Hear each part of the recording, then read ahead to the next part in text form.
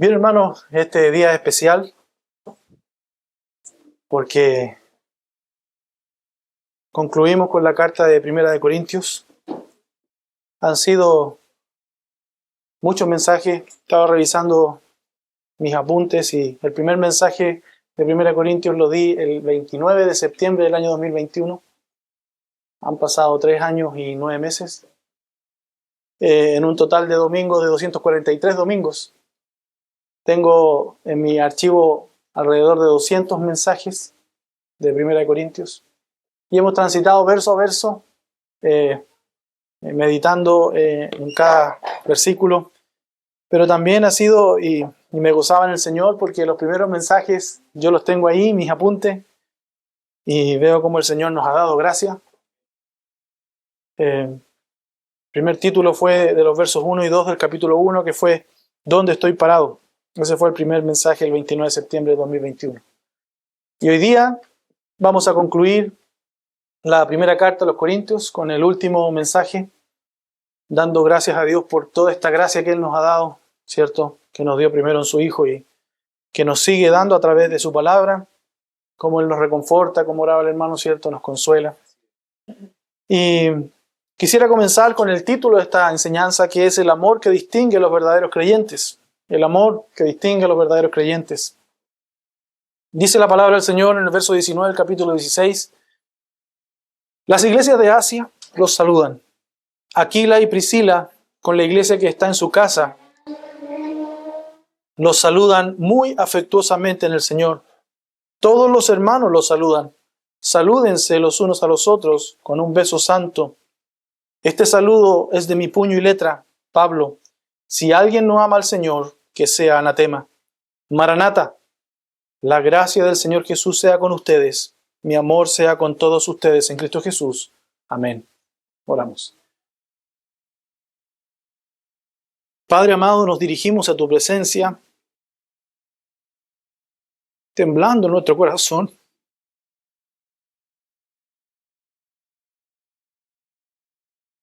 Ante la grandeza de tu poder, ante lo inmenso, y personalmente ante este último texto, Padre,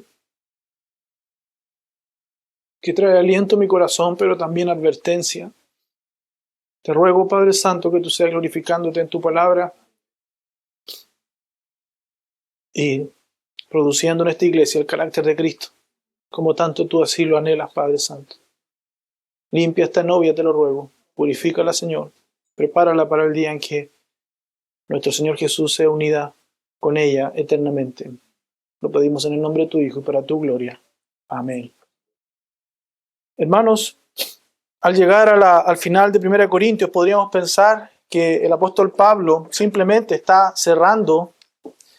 Entonces podríamos pensar que el apóstol Pablo simplemente está cerrando esta carta con algunos saludos finales, protocolares, y algunas palabras de buena crianza al final de esta carta. Sin embargo, estos últimos versículos, hermanos, contienen una de las advertencias más solemnes y profundas de toda la epístola.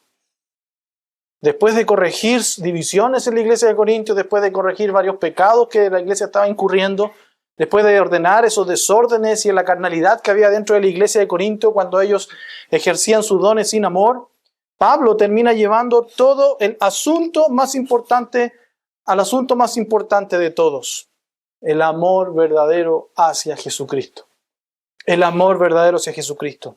Porque al final, hermano, la diferencia eterna entre los hombres no será el conocimiento intelectual acerca de alguna teología en particular, no será la actividad religiosa que puedan desarrollar en su vida, o incluso la cercanía visible a la iglesia del Señor, sino que va a ser realmente si aman o no aman al Señor Jesucristo. Por esto, este pasaje, hermano, termina mostrando un contraste absoluto. Comunión y gracia para quienes aman a Cristo, pero maldición y juicio para quienes viven sin amor por Él. Y ese amor, hermano, no se manifiesta solamente con palabras, sino que se manifiesta con una vida rendida a Cristo. En amor por su iglesia, en obediencia a su palabra y en una comunión sincera con el pueblo del Señor. Hoy día vamos a ver 2 puntos solamente que vamos a partir con los saludos de los hermanos que hacen al final de esta carta y finalmente con la maldición y bendición apostólicas finales. Dice en los versículos 19 al 20, las iglesias de Asia los saludan. Aquila y Priscila, con la iglesia que está en su casa, los saluda muy afectuosamente en el Señor. Todos los hermanos los saludan. Salúdense los unos a los otros con un beso santo. Pablo comienza diciendo, hermano, que las iglesias de Asia los saludan. Y aquí vemos algo muy importante, hermano. Vemos la comunión, la unidad espiritual del pueblo de Dios. Las iglesias de Asia, hermano, no conocían personalmente a los hermanos de Corinto. La mayoría de ellos no los conocían, nunca lo habían visto, pero aún así los amaban sinceramente. Y esto nos recuerda que la iglesia, hermano, no es simplemente una organización humana o una reunión local, no es un club, es un cuerpo espiritual unido por nuestro Señor Jesús. El mismo Espíritu Santo habitaba en Éfeso, como también habitaba en la iglesia de Corinto.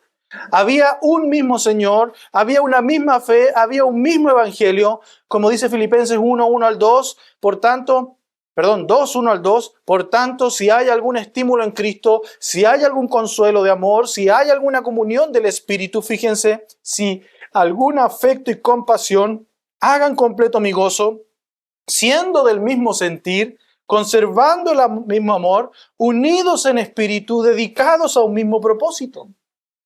Por lo tanto, hermanos, las iglesias de Asia expresaban un afecto genuino hacia los corintios porque el Espíritu Santo es quien producía el amor en ellos y entre ellos hacia los miembros de la familia de Corinto.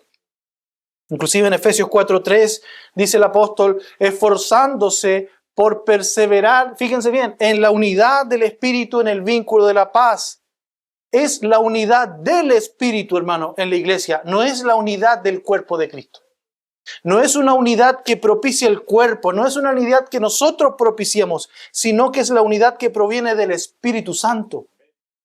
Porque en la iglesia, hermano, no estamos unidos porque nosotros nos llevemos bien o seamos de un mismo parecer. Estamos unidos por el Espíritu Santo. El Espíritu Santo provoca comunión. Procede de Dios, no de los hombres. Por lo tanto, cada vez que se pierde la paz en la iglesia, hermano, es producto de que el Espíritu Santo no está preservando la unidad. Es más, solo Dios, hermano, a través de su Espíritu Santo puede conceder tener el mismo sentir. No hay otra forma. Romanos 15:5 dice, y que el Dios de la paciencia y del consuelo les conceda tener el mismo sentir, los unos para con los otros, conforme a Cristo. ¿Por qué razón, hermano? Hay gente que no se siente cómoda en medio nuestro, quizás. Bueno, no somos, como dicen, monedita de oro para caerle bien a todo el mundo, ¿cierto? Pero tampoco quiere decir que el Espíritu Santo está produciendo el mismo sentir. Hermano, hay hermanos de otras iglesias, de otras denominaciones con las que nosotros nos conocemos y es como si siempre nos hubiésemos conocido. Porque está el mismo Espíritu entre él y yo. Y ese Espíritu Santo nos concede tener el mismo sentir. Y esto, hermano, es profundamente importante hoy día. ¿Por qué? Porque hoy día estamos viviendo un tiempo en donde muchos creyentes viven el cristianismo de manera individualista. El Nuevo Testamento, hermano, nos presenta una fe profundamente comunitaria, no una fe individual. El verdadero creyente ama a la iglesia, como lo veíamos la semana pasada, ¿cierto? Porque ama a Cristo. Juan dice en 1 Juan 3:14, nosotros sabemos que hemos pasado de muerte a vida. Es decir, sabemos que somos salvos porque amamos a los hermanos. Quien no ama a los hermanos, entonces no es salvo, porque concluye inclusive el que no ama permanece en muerte. Por lo tanto, quien no ame la iglesia del Señor no es salvo. El Espíritu Santo que pasó a morar en el creyente es quien produce ese vínculo de unión entre creyentes. El cristiano genuino entonces no solamente ama doctrinas correctas, no solamente ama la palabra de Dios, ama también al pueblo de Dios. Pero aquí también vemos en el verso 19 a dos personas que el apóstol Pablo destaca, Priscila y Aquila, o Aquila y Priscila, como lo dice en el orden correcto. La iglesia primitiva, hermano, porque dice claramente Aquila y Priscila con la iglesia que está en su casa. La iglesia primitiva, hermano, no tenía grandes templos, no eran grandes edificios. Muchas veces los hogares de los creyentes fieles se transformaban en lugares de oración, en lugares de adoración, en lugares de enseñanza, en lugares donde tenían comunión los hermanos. Y Priscila y Aquila vivieron una vida marcada por ese servicio y por esa disposición de poder servir a la iglesia. Eran desprendidos con lo que Dios les daba a administrar. Recuerden que Aquila era natural del Ponto, en Asia Menor, dice Hechos 18:2. Allí se encontró con un judío que se llamaba Aquila, natural del Ponto. Y luego lo encontramos viviendo, en Roma, desde donde fueron expulsados por el decreto de Claudio, como dice el mismo versículo, quien acababa de llegar de Italia con Priscila su mujer, pues el emperador Claudio había ordenado a todos los judíos que salieran de Roma. Entonces vemos que él estuvo en su lugar de nacimiento, luego se fue a Roma a vivir. Más tarde aparece en Corinto, en Hechos 2:2-3, dice, al final del verso 2 dice, Pablo fue a verlos y como él mismo era del mismo oficio, ¿cierto? Se quedó con ellos y trabajaban juntos, pues el oficio de ellos era hacer tiendas de campaña. Entonces después viajaron a Éfeso, donde continuaron ayudando en la obra del Evangelio e incluso discipularon a Apolos. ¿Recuerdan ustedes en Hechos 18:18? Pablo dice, después de quedarse muchos días más, se despidió de los hermanos y se embarcó hacia Siria y con él iban Priscila y Aquila. Luego más adelante en el verso 24 dice, llegó entonces a Éfeso un judío que se llamaba Apolos, natural de Alejandría, hombre elocuente, dice, y que era poderoso en las Escrituras. Este había sido instruido en el camino del Señor y siendo ferviente de espíritu, hablaba y enseñaba con exactitud las cosas referentes a Jesús, aunque solo conocía el bautismo de Juan. Y comenzó a hablar abiertamente en la sinagoga, pero cuando Priscila y Aquila lo oyeron, ¿qué hicieron? Lo llevaron aparte y le explicaron con mayor exactitud el camino de Dios. Por lo tanto, ellos servían enseñando, servían abriendo sus casas, servían inclusive en el mismo oficio del apóstol Pablo. Y más adelante vuelven a Roma, nuevamente con una iglesia reuniéndose en su casa. Así lo vemos en Romanos 16:3-5. Saluden a Priscila y Aquila, mis colaboradores en Cristo Jesús, los cuales expusieron su vida por mí, a quienes no solo yo doy gracias, sino también todas las iglesias de los gentiles. Saluden también a la iglesia que está en su casa. Fíjense, también tenía una iglesia en la casa. La iglesia que está en su casa. Y finalmente, hermano, otra vez ellos volvieron a Éfeso, como lo dice 2 Timoteo 4:19. Saluden a Priscila y Aquila y a la casa de Onesíforo. Onesíforo. Lo notable de todo este recuento que les he hecho de los lugares en donde vivieron Aquila y Priscila es que donde quiera que estuvieron, sin importar el lugar, sin importar su condición, sin importar sus ingresos, sin importar las comodidades que ellos podían tener, siempre fueron usados por Dios para el servicio a Cristo y a su iglesia. Al punto de que Pablo habla repetidamente la iglesia que está en su casa. Hermanos, su vida demuestra que su hogar era rendido a Cristo. Ellos demostraban constantemente que su hogar estaba dispuesto al servicio del Señor. Y su vida demuestra que ese hogar rendido a Cristo puede transformarse en un instrumento poderoso para la comunión, para el servicio y para la expansión del Evangelio. Entonces la entrega de este matrimonio, hermano, nos muestra que no importa el lugar en donde estemos, no importa las condiciones en las que estemos, no importa las comodidades que dispongamos, tu casa, hermano mío, siempre puede ser un lugar de adoración a Dios. Siempre. Y esto nos enseña algo muy importante. El hogar cristiano debe ser un instrumento para el reino de Dios. Hay creyentes que ocultan su casa porque en su casa hay pecado. Porque escuchan música que no deben escuchar, porque ven cosas quizás que no deben ver, permiten ciertas actividades que no deben permitir. Pero este ejemplo nos muestra una vida íntegramente entregada al servicio del Señor. ¿Puede ir la iglesia a tu casa, hermano? Sí, por supuesto, pastor, porque mi casa, en mi casa es gobernada por Cristo y es adorado a Él siempre. No importa tener unos hermanos sentados ahí, va a ser lo mismo que cuando estamos solos, con mi esposo, con mi esposa o con mis hijos. No basta, hermano, con tener una casa bonita. Debemos preguntarnos si nuestro hogar sirve para la gloria de Cristo. ¿Es un lugar de hospitalidad? ¿Es un lugar donde tú ames a quien hospedas? ¿Es un lugar donde otros puedan encontrar consuelo espiritual en momentos de aflicción? ¿Es un lugar donde se honre a Dios y no al hombre? Colosenses 3:17 dice, y todo lo que hagan de palabra o de hecho, háganlo todo en el nombre del Señor Jesús, dando gracias por medio de Él a Dios el Padre. Todo lo que hagan, y eso incluye nuestro hogar, hermano. En nuestro hogar hacemos muchas cosas. En nuestro hogar comemos, en nuestro hogar nos divertimos, en nuestro hogar disfrutamos. Todo lo que hagas, hacedlo como para el Señor. Háganlo como para Él. En todo lo que hagas, glorifícale a Él. Y eso incluye nuestra casa. Eso incluye nuestra intimidad. Aquila y Priscila nunca cerraron la puerta de su casa para recibir a hermanos que querían perseverar unánimes en la fe, en la doctrina de los apóstoles, en el partimiento del pan, en las oraciones. Ellos abrían su hogar, ellos participaban en la enseñanza de hombres. 1 Corintios 10:31 dice, entonces, ya sea que coman, que beban o que hagan cualquier cosa, háganlo todo para la gloria de Dios. Sí, pastor, pero es que en mi casa la cosa es diferente. Porque en mi casa yo me permito ciertas licencias. Hermano, no debe ser así, tú debes ser íntegro. Eso se llama integridad. Tú no te disfrazas el domingo para ser cristiano. Tú eres cristiano toda la semana. Hermano, no existe el trabajo secular. Existe el trabajo que honra a Dios.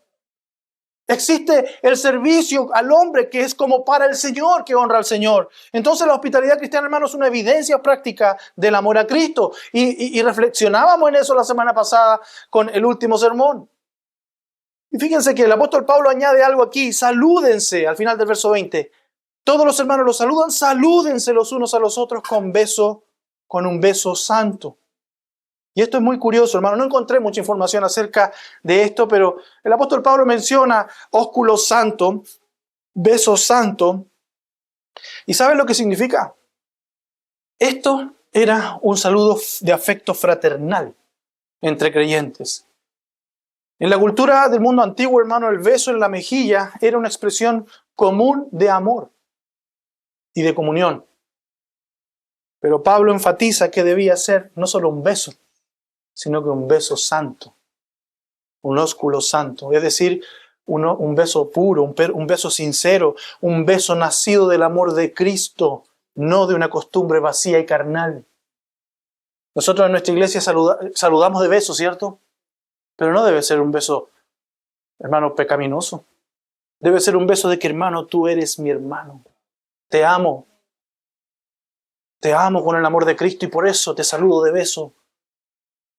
En una iglesia como la de Corinto, hermano, marcada por las divisiones, marcada por los conflictos, este saludo recordaba que los creyentes debían vivir en verdadera unidad y en amor fraternal. 1 Corintios 1:10, recordemos que dice, les ruego, hermanos, por el nombre de nuestro Señor Jesucristo, que todos se pongan de acuerdo y que no hayan divisiones entre ustedes, sino que estén enteramente unidos en un mismo sentir y en un mismo parecer. Esa unión, esa fraternidad, esa común unión, hermano, es que se refleja en ese beso santo que te doy. Por eso el énfasis no estaba solamente en el gesto externo de dar un beso, sino en la realidad espiritual de una comunión genuina entre hermanos, basada en el amor cristiano y en la reconciliación mutua. Romanos 12:10 dice, sean afectuosos unos con otros, con amor fraternal, con honra, dándose preferencia unos a otros. La iglesia se debe, hermano, caracterizar por ese amor fraterno. Debemos caracterizarnos por ser de piel, afectuosos. Sean afectuosos unos a otros. Efesios 4:32 dice, sean más bien amables unos con otros, misericordiosos, perdonándose unos a otros, así como también Dios los perdonó en Cristo. Primera de Pedro 1:22, puesto que en obediencia a la verdad ustedes han purificado sus almas para un amor sincero de hermanos. Ámense unos a otros entrañablemente de corazón puro. Hermano, no hay ni un problema en que yo te abrace o te dé un beso porque tú eres mi hermano y porque yo me he purificado. ¿Cierto? No es que yo me purifique, sino la palabra de Dios me purifica. Las disciplinas de gracia me purifican, hermano. Yo me he esforzado por tener un corazón puro y sincero y ese ósculo sea realmente santo. No estamos hablando aquí del hermano pasadito por la punta, que cuando le va a dar un besito a la hermana se pasa cosas en su cabeza. No.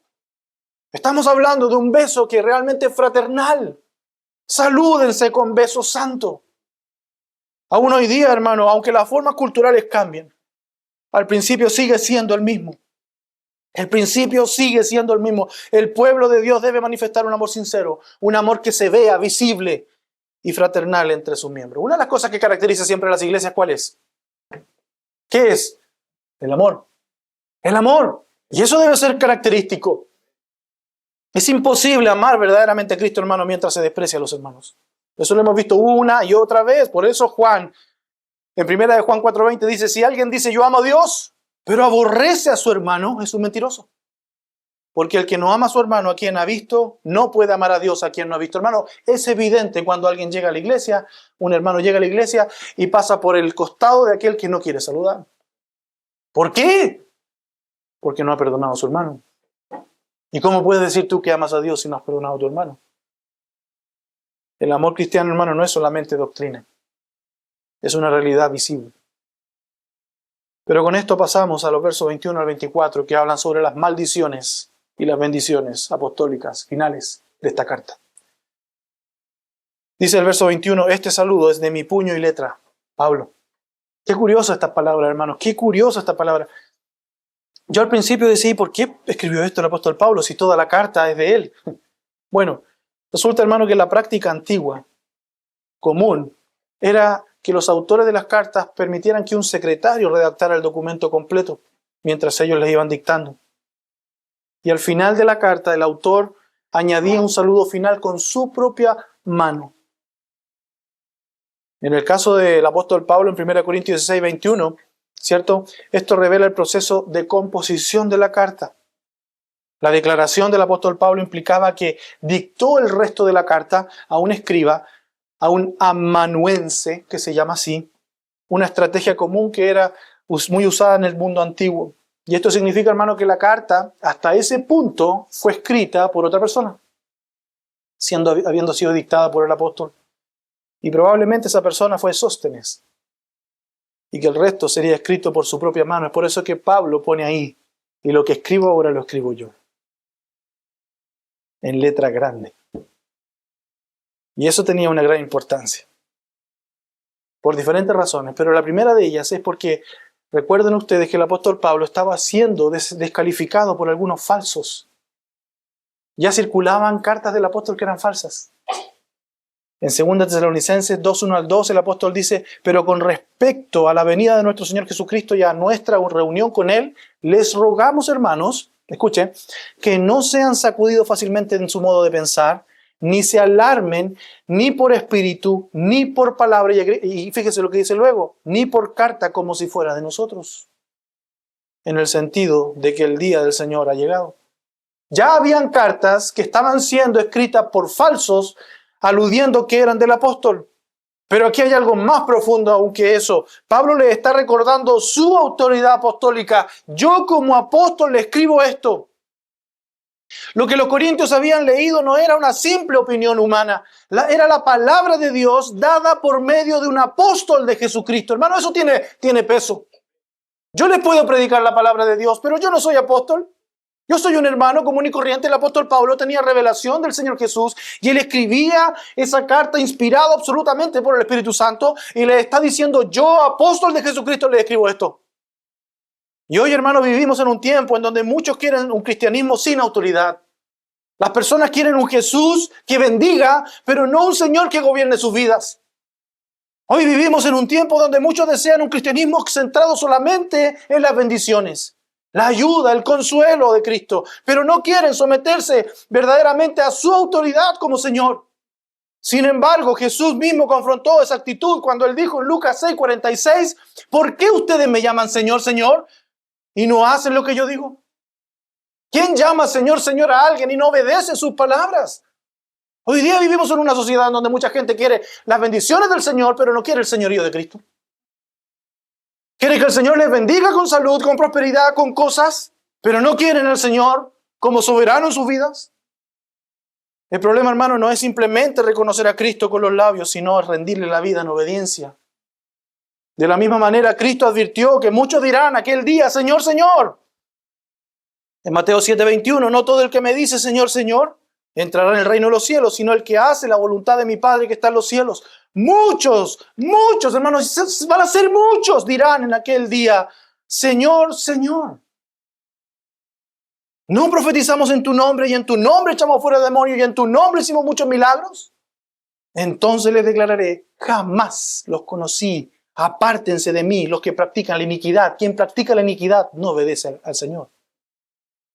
Por esto que hay muchos que se dicen creyentes pero viven en pecado. Esos no son hijos de Dios. Esos no son siervos del Señor. El Señor Jesús le va a decir ese día, tú has vivido en pecado. No me digas, Señor, yo no te conozco. Y recuerda, hermano, que el Señor Jesús nos conoció antes de la fundación del mundo. La Escritura enseña entonces que el verdadero amor hacia Cristo siempre produce obediencia a su palabra. Juan 14:15 dice, si ustedes me aman, guardarán mis mandamientos. Es decir, el amor a Cristo va a producir obediencia. Mientras que aquellos que profesan conocerle, pero viven rechazando su autoridad, en realidad lo niegan con sus hechos. El apóstol Pablo escribe a Tito en Tito 1:15, todas las cosas son puras para los puros, pero para los corrompidos e incrédulos nada es puro, sino que tanto su mente como su conciencia están corrompidas. Profesan con su boca conocer a Dios, pero con sus hechos lo niegan. Viven como si fueran incrédulos, siendo abominables y desobedientes e inútiles para cualquier obra buena. Son inútiles porque viven en pecado, hermano. Nos inutilizamos cuando vivimos en pecado. Con su boca profesan conocer al Señor, pero en realidad con su vida lo niegan. Por eso el verdadero cristianismo, hermano, no consiste solamente en buscar lo que Cristo puede darnos, sino en rendirse completamente a Él como Salvador y como Señor. Hay una doctrina errónea, hermano, que dice que nosotros primero recibimos al Señor como Salvador y luego como Señor. Eso es mentira. Eso es mentira. No conozco a ningún soberano que entre a la vida de una persona como primero Salvador y después como Señor. No, Señor, Él es soberano. Él entra golpeando la puerta. Él entra derribando muros. Él entra quebrantando el corazón. Él entra derrumbando ídolos. Así entra el Señor al corazón del creyente. Lo vimos en la vida del apóstol Pablo, un hombre que perseguía a la iglesia del Señor. Un hombre que era implacable, un hombre que era con un ego y una arrogancia tal. Pero el Señor Jesús lo derribó, el Señor Jesús entró como rey y soberano, y hermano, y lo quebrantó. Hay solamente soberbios, impíos que dicen que han recibido al Señor como Salvador, pero le falta recibir al Señor como soberano. No. O tú lo recibes entero, o no. Y bien sabemos nosotros que nosotros no recibimos, sino que Él entra. Por eso el verdadero cristianismo, hermano, no consiste solo en buscar lo que Dios da, sino en rendirse completamente a Él como Salvador y Señor. El cristiano verdadero, hermano, no separa a Cristo Salvador del Cristo Señor. La fe verdadera se somete a la palabra del Señor. Jesús dijo en Juan 14:23, Jesús le respondió, si alguien me ama, guardará mi palabra, y mi Padre lo amará, y vendremos a Él y haremos con Él morada. Yo amo al Señor, pero no guardo su palabra. Tú no lo amas. Tú no lo amas. Has creído una mentira en toda tu vida. Por lo tanto, quien estaba leyendo esta carta, al final, con estas palabras del apóstol, sabía que procedía del mismo apóstol y que eran las palabras de Dios en boca de un apóstol del Señor Jesucristo. Pero leemos del puño y letra del apóstol una de las más estremecedoras oraciones de toda la carta. Dice el verso 22, si alguien no ama al Señor, sea anatema. Maranata. Hermano, el concepto bíblico de anatema no solo apunta a la condenación, al maldito, sino también a la manifestación pública de la gloria y la justicia de Dios en el juicio de los impíos. En el Antiguo Testamento, aquello que era declarado anatema quedaba reservado exclusivamente para Dios. Y usted va a decir, pero ¿cómo, pastor? Algo que fue declarado maldito queda reservado para Dios. Muchas veces, hermano, para destrucción total, como un holocausto que al final exaltaba su santidad y su derecho absoluto sobre todas las cosas. Josué 6:17, por ejemplo, dice, la ciudad, con respecto a Jericó, la ciudad será dedicada al anatema. Ella y todo lo que hay en ella pertenece al... ¿Y qué había en ella? Cosas buenas. Cosas que glorificaban a Dios. Personas que estaban rendidas ante Él. No. Dice, solo Rahab, la ramera, y todos los que están en su casa vivirán, porque ella escondió a los mensajeros que enviamos. Es decir, esa destrucción de esa ciudad era para gloria del Señor, dedicada al Señor, le pertenece al Señor. Deuteronomio 13:16 dice, entonces amontonarás todo su botín en medio de su plaza y prenderá fuego a la ciudad con todo su botín. Escuche bien, todo ello como ofrenda encendida al Señor tu Dios. Y será un montón de ruinas para siempre, nunca será reconstruida.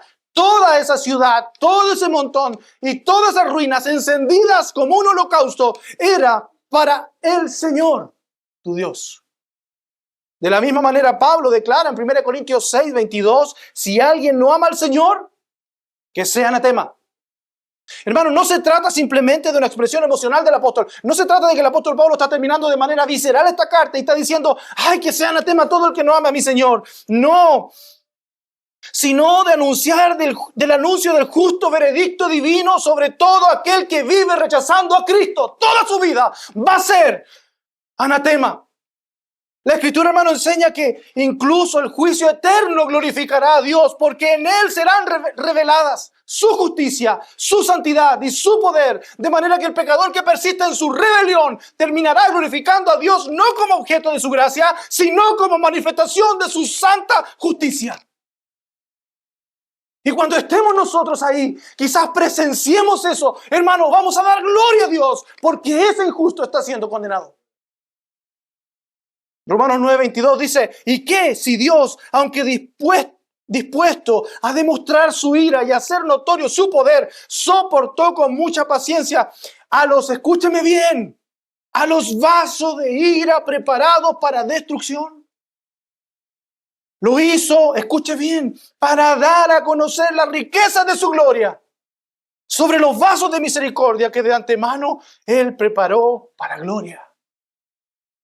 Por eso, hermano, el Evangelio llama urgentemente al hombre a arrepentirse antes que llegue el día del juicio. Jonathan Edwards escribió lo siguiente, la demostración de la justicia de Dios en la condenación de los impíos será parte de la manifestación de su gloria ante todo el universo.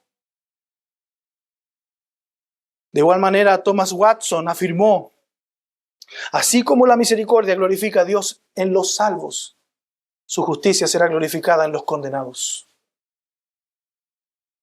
Hay una cita que mi esposa me compartió que yo no pude encontrar ayer, pero es que es con respecto a la madre de Charles Spurgeon.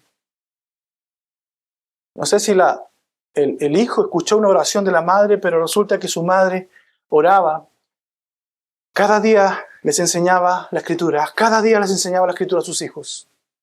Y después de enseñarle la Escritura, oraba con ellos y le decía, Señor, si uno de mis hijos decide rechazarte a ti y tu palabra, yo gustosamente y gozosamente voy a dar testimonio de que le fue predicado tu evangelio y gustosamente voy a ver cómo tú lo vas a condenar.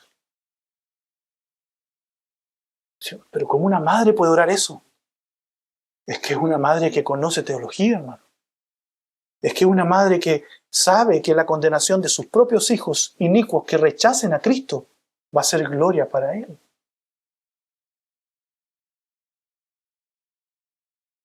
¿Usted cree que solamente los santos van a dar gloria al Señor? No, también los condenados. Por eso, hermano, el anatema de 1 Corintios 16:22 es una evidencia solemne y urgente.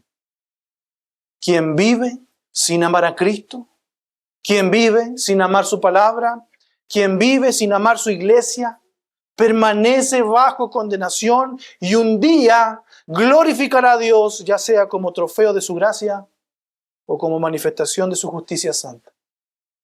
Por tanto, arrepiéntete y reconcíliate con Cristo mientras aún haya tiempo. Un ejemplo solemne de esto, hermano, es Faraón. Faraón era uno de los ejemplos más solemnes de toda la Escritura de lo que ocurre con un hombre que vive resistiendo a Dios. Al comienzo del relato vemos a Faraón, quien él propiamente endurece repetidamente su corazón frente a la advertencia de Dios. Éxodo 8:15 dice, pero al ver Faraón que había alivio, endureció su corazón Él mismo endureció su corazón. Luego el verso 32 dice, pero Faraón endureció su corazón. Luego el verso 34 del capítulo 9 dice, pero cuando Faraón vio que la lluvia y el granizo y los truenos habían cesado, pecó otra vez y endureció su corazón. Hermanos, Dios le mostró su poder. Dios le mostró su paciencia y le dio múltiples oportunidades para arrepentirse. Pero Faraón amó más su orgullo, amó más su honra, amó más su pecado, amó más su autoridad antes que someterse al señorío de Dios. Endureció su corazón. Entonces, como acto de juicio, Dios confirmó judicialmente su dureza en el verso 9, el verso 12 del capítulo 9. Y el Señor endureció el corazón de Faraón. Hermanos, no es primero Dios quien endurece el corazón del hombre, es el hombre quien endurece su corazón y luego Dios endurece al hombre. Romanos también interpreta este hecho diciendo que Dios lo levantó para demostrar mi poder y para que mi nombre sea proclamado por toda la tierra, revelando así que incluso el juicio del impío termina glorificando la justicia y soberanía de Dios. Romanos 9:17. Lo mismo, hermano, sucede con todo aquel que no ama verdaderamente al Señor Jesucristo, como es el verso 22. El hombre endurece primero su corazón, rechazando la palabra de Dios, resistiendo el llamado al arrepentimiento y viviendo sin amor por Cristo, su iglesia y su verdad. Pero llega un momento en que Dios entrega judicialmente a ese pecador a la dureza que él mismo escogió. ¿Tú crees que es gratis endurecer tu corazón? Romanos 1:18 lo explica claramente, porque la ira de Dios se revela desde el cielo contra toda impiedad e injusticia de los hombres que con injusticia restringen la verdad. Y fíjese lo que dice luego, porque lo que se conoce acerca de Dios es evidente dentro de ellos, pues Dios se lo hizo evidente. Porque desde la creación del mundo, sus atributos invisibles, su eterno poder y divinidad se han visto con toda claridad, siendo entendida por medio de todo lo creado, de lo creado. De manera que ellos no tienen excusa. Pues aunque conocían a Dios, no le honraron como a Dios ni le dieron gracias, sino que se hicieron vanos en sus razonamientos y su necio corazón fue entenebrecido. Ahí está. Endurecieron su corazón. Profesando ser sabios, se volvieron necios y cambiaron la gloria del Dios incorruptible por una imagen en forma de hombre corruptible, de aves, de cuadrúpedos y de reptiles. El hombre endureció su corazón. ¿Y qué dice luego Romanos, verso 24, 1:24? Por el cual Dios los entregó. Y eso es endurecer. ¿Decidiste no honrar a Dios? ¿Decidiste ver su creación, ver su gloria, ver las cosas hechas? Escuchar el mensaje del Evangelio y aún así decidiste no creer, decidiste no amar al Señor, no rendirte ante Él. Entonces Dios te va a entregar a la impureza de la lujuria de tu corazón, de modo que te vas a deshonrar entre sí tus propios cuerpos. Y ahí vemos hoy día, hermano, a cómo está toda esta cultura LGTB, toda esta inmundicia que hay y este desenfreno inmoral en la sociedad. Porque Dios los entregó a su lujuria, los endureció. Verso 26 dice, por esta razón Dios los entregó nuevamente a pasiones degradantes, porque sus mujeres cambiaron la función natural por la que es contra naturaleza. Luego verso 28, y así como ellos no tuvieron a bien reconocer a Dios, Dios los entregó nuevamente a una mente depravada para que hicieran las cosas que no convienen. Hermanos, y así vez tras vez vemos cómo Dios endurece el corazón de aquel que eligió endurecer su corazón, aquel que eligió no humillarse ante la presencia del Señor. Por eso Hebreos advierte solemnemente en el capítulo 3, verso 15, por lo cual se dice, si ustedes oyen hoy su voz, no endurezcan sus corazones. Como en la provocación, hermano, visita, amado, no endurezcas tu corazón, porque va a llegar un punto en donde Dios va a endurecer tu corazón y eso va a ser juicio contra ti y ya no va a haber vuelta. Hay gente en nuestro mundo, en nuestra sociedad, hermano, que ha sido endurecida por Dios y ya con ellos no hay remedio. No hay remedio. Muchos pololean con el Señor. Muchos tientan la suerte. Muchos piensan, no, más adelante voy a obedecer. Ten cuidado. Ten cuidado.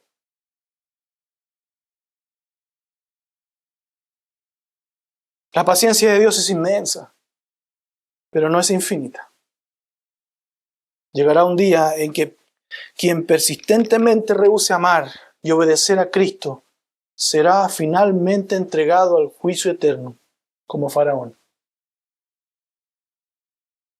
Por eso, mientras aún oyes su voz, arrepiéntete, humíllate delante de Dios y ven a Cristo en arrepentimiento y fe antes que tu corazón sea endurecido y el juicio del Señor venga sobre ti. Es por esto el apóstol Pablo dice, Maranata, el Señor viene. O ven, Señor. Ven, Señor. Ven. Con exclamación. Es una declaración. Dios viene. Jesús viene. Ven, Señor Jesús. La venida de Cristo, hermano, es esperanza para los creyentes, pero debería ser terror para los que no le aman. Deberían estar temblando para aquellos que no le aman. Cuando Cristo venga, hermano, toda aquella religiosidad falsa, toda aquella hipocresía en las iglesias va a ser expuesta por Él. Muchos que pretendían ser cristianos demostrarán que no lo eran realmente, que no pertenecían al Señor y van a recibir esas palabras del Señor cuando Él les diga, nunca os conocí, apártate de mí tú que vivías en iniquidad. Por eso, hermano, el texto es también un llamado urgente al arrepentimiento. No basta con que asistas a la iglesia, no basta con que te emociones en los cultos, no basta con que conozcas doctrina y conozcas más la Biblia. La pregunta es, ¿amas verdaderamente al Señor? ¿Amas verdaderamente a Cristo? Ese amor se ve reflejado en la iglesia, en cómo amas tu iglesia, en cómo amas tu familia. Si alguien no ama al Señor, que sea anatema, maranata. La palabra griega, hermano, que usa el apóstol Pablo para amar es fileo. Y esto también es tan hermoso, porque es muy significativo. Pablo no usa aquí la palabra ágape o agapao, que es la palabra que normalmente se expresa ese amor más elevado, que se mide a través del sacrificio, una entrega total. Usa fileo, que tiene el sentido de afecto profundo, que tiene el sentido de cariño personal, que tiene el sentido de amistad cercana, amor entrañable, apego del corazón. Hermanos, Dios no te pide que tú te sacrifiques por amarle a Él. Solo te pide que le ames como un amigo. Es el amor de cercanía, es el amor de deleite personal hacia alguien. Por eso el énfasis de Pablo es impactante. No está diciendo simplemente que será anatema quien no tenga una teología correcta acerca de Jesús, sino que va a ser maldito aquel que no tenga afecto real y sincero hacia Jesús. Quien no le ame, como un amigo ama a su amigo. Quien no ame a Cristo personalmente, quien no tenga comunión con Él, quien no se deleite en Él, quien no quiera estar con Él, quien no le estime, quien no desee su presencia, quien no tiene esa amistad con Él, permanece bajo maldición y bajo condenación. Samuel Pérez Millo explica que fileo aquí habla del amor de amistad, de modo que el sentido puede entenderse como el que no sea amigo del Señor. Y esto, hermano, me lleva a pensar inevitablemente en las palabras del Señor Jesús. En Juan 15:14, ustedes son mis amigos si hacen lo que yo les mando. La obediencia, hermano, demuestra el amor y la amistad verdadera hacia Cristo. Cada vez que nosotros vemos a alguien que dice amar a Dios, pero no vive en obediencia a su palabra, entonces no lo ama. No lo ama. Esto también me hace recordar, hermano, aquella conversación que Jesús tuvo con Pedro. En Juan 21. Verso 15 dice, cuando acabaron de desayunar, Jesús dijo a Simón Pedro, Simón, hijo de Juan, ¿me amas más que a estos? Sí, Señor, tú sabes que te quiero, le contestó Pedro. Jesús le dijo, apacienta a mis corderos. Volvió a decirle por segunda vez, Simón, hijo de Juan, ¿me amas? Sí, Señor, tú sabes que te quiero, le contestó Pedro. Jesús le dijo, pastorea mis ovejas. Jesús le dijo por tercera vez, Simón, hijo de Juan, ¿me quieres? Respondió, Pedro se entristeció porque la tercera vez le dijo, ¿me quieres? Y le respondió, Señor, tú lo sabes todo. Tú sabes que te quiero. Apacienta mis ovejas, le dijo Jesús. Hermano, en Juan 21, 15 al 17 hay un cambio significativo en las palabras griegas que Jesús usa para hablarle a Pedro. Después de la negación, recuerde que Pedro recién le había negado. Jesús pregunta 2 veces usando el verbo agapao, que es el amor sacrificial. Las primeras 2 veces le pregunta si lo ama sacrificialmente. Y Pedro le responde usando fileo. Sí, te amo como un amigo. Luego en la tercera pregunta Jesús desciende al verbo que Pedro estaba usando Pedro, ¿me amas? Fileo. Y Pedro responde con fileo. Y esto ocurre, hermano. Y Pedro se entristece. ¿Por qué se entristece? Porque Jesús ahora usó la misma palabra que era fileo. ¿Y qué significa esto, hermano? Jesús preguntó por un amor total, por un amor supremo, por agapao. Ese verbo suele expresar amor sacrificial, amor completo, entrega total, devoción absoluta. Jesús está preguntándole, Pedro, ¿me amas con un amor total y supremo? ¿Dispuesto a ir a morir? Especialmente después de haber negado 3 veces al Señor. Pedro, quebrantado en su fracaso, ya no responde con la autosuficiencia de antes.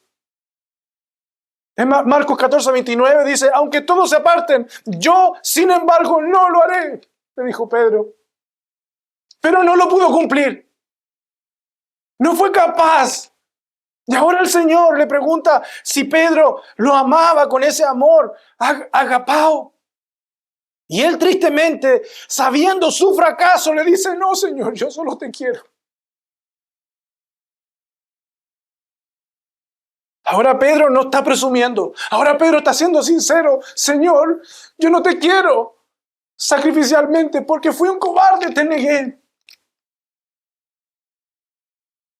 Pedro responde humildemente con fileo, que significa afecto, cariño, profundo, amistad sincera. Es como si dijera, Señor, tú sabes que te tengo un amor sincero y verdadero, aunque he fallado. Pedro ya no se atreve a proclamarse él capaz del amor más alto, porque su caída lo había quebrantado. La tercera vez Jesús entonces desciende al nivel de Pedro y le pregunta si lo quería con ese amor amistoso, y ahí es que Pedro se entristece, porque Cristo está penetrando profundamente su corazón. Es como si dijera Pedro, siquiera tienes ese afecto sincero por mí.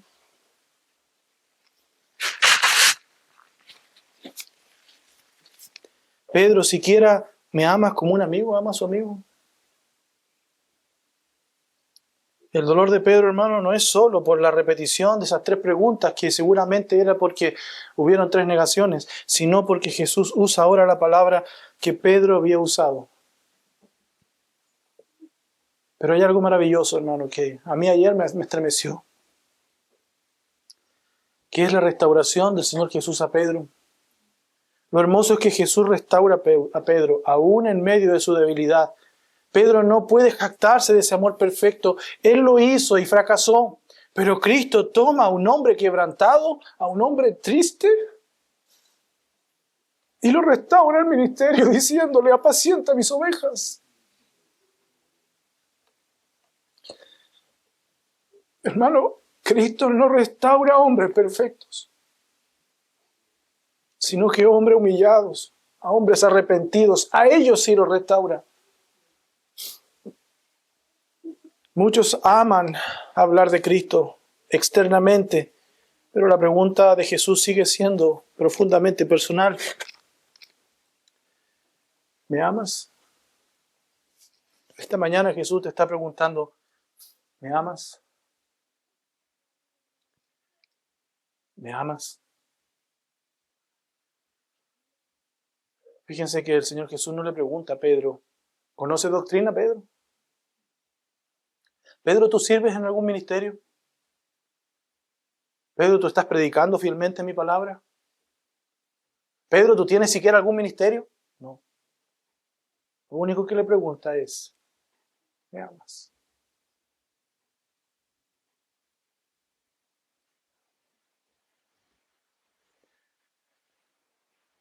Y esa pregunta, hermano, nos conecta directamente con el verso 22 del capítulo 16. Si alguien no ama al Señor, que sea anatema, maranata. Porque el cristianismo, el verdadero, hermano, no consiste meramente en una actividad religiosa, sino en un amor real, en un amor personal, en un amor fileo hacia el Señor Jesús. Jesús no te está pidiendo la agapao. A Pedro sí se lo estaba pidiendo porque Pedro murió por él. Pero hermano, nosotros no. Él nos está preguntando si realmente lo amamos como un amigo ama a su amigo. Si realmente tú deseas estar en la presencia de Él. Si tú realmente anhelas el día en que se reúne la iglesia para estar con la iglesia y disfrutar el amor del Señor Jesús derramado en nosotros. Si realmente cada día buscas en su palabra, porque es su palabra, porque lo amas, no buscando la aprobación de Él, no buscando las bendiciones de Él, sino simplemente por estar con Él.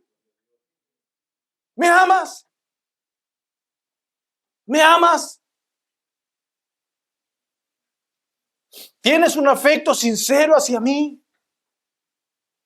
¿O vienes solamente buscando que yo te dé cosas? Hermano, ¿hay afecto en tu corazón hacia el Señor Jesús? ¿Está el deseo por obedecerle? ¿Le estás buscando cada mañana, cada día, cada instante? ¿Le amas más que el mundo? Esa respuesta la tienes solo tú. Y termina este libro hermoso con los siguientes 2 versículos que dicen: la gracia del Señor Jesús sea con ustedes. Mi amor sea con todos ustedes en Cristo Jesús. Amén. Después de la advertencia solemne, Pablo termina con gracia. Hermanos, la gracia del Señor Jesús sea con ustedes. Y mi amor sea con todos ustedes en Cristo Jesús.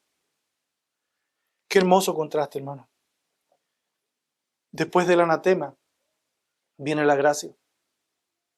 Después de la advertencia viene el amor. Porque el Evangelio no solamente anuncia juicio, también anuncia salvación abundante para quienes vienen a Cristo en arrepentimiento y fe. Porque el Evangelio, hermano, es amor. Toda la epístola comienza y termina con la gracia. La iglesia de Corinto, hermano, tenía muchos pecados, tenía muchos problemas, pero la gracia de Dios seguía siendo suficiente.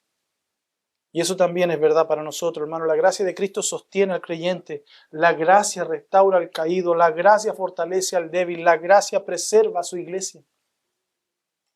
2 Corintios 12:9 dice: y Él me ha dicho, te basta mi gracia, pues mi poder se perfecciona en la debilidad. Por tanto, con muchísimo gusto me gloriaré más bien en mis debilidades, para que el poder de Cristo more en mí.